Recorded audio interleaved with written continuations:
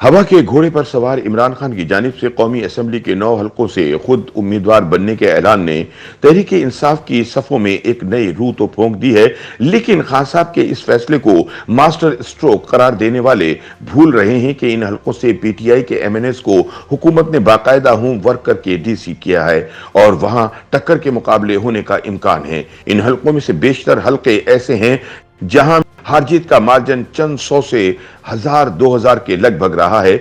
अगर ये मानकर भी सोचा जाए कि खान साहब की मकबूलियत में इजाफा हुआ है, तब भी इन 9 में से 4-5 नशस्तें ऐसी हैं जहां खान साहब को इंतहाई सख्त मुकाबले का सामना करना पड़ेगा और इनकी शिकस्त का भी इम्कान है। मारूफ एंकर पर्सन और तज्जियाकार आदिल शाह ज़ेब के मुताबिक इलेक्शन 2018 में कराची के NA 237 मलिर 2 की निशस्त पीपल्स पार्टी सिर्फ 1300 वोटों से हारी थी। NA 239 कोरंगी की निशस्त MQM सिर्फ 350 वोटों से हारी थी।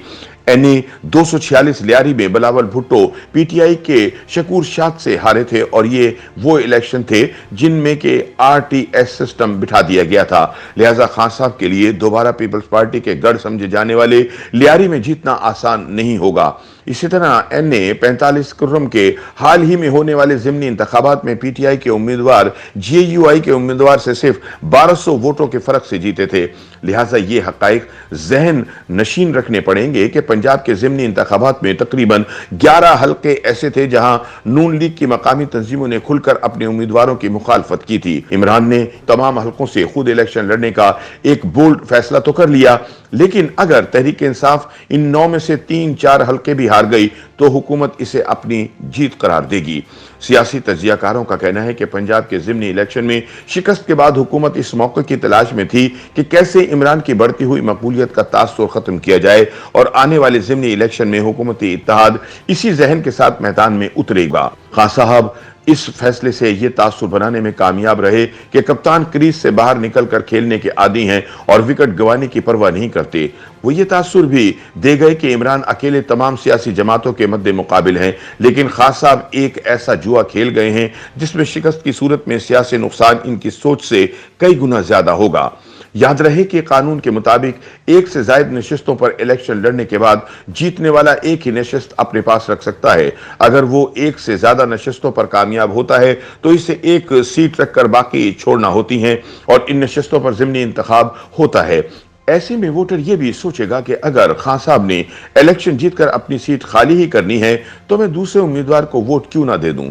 सियासी तज्जियाकारों का कहना है कि ज़िमनी इंतखाबात मजाक नहीं होते। एक हल्के के इंतखाब पर करोड़ों रुपए का खर्च आता है।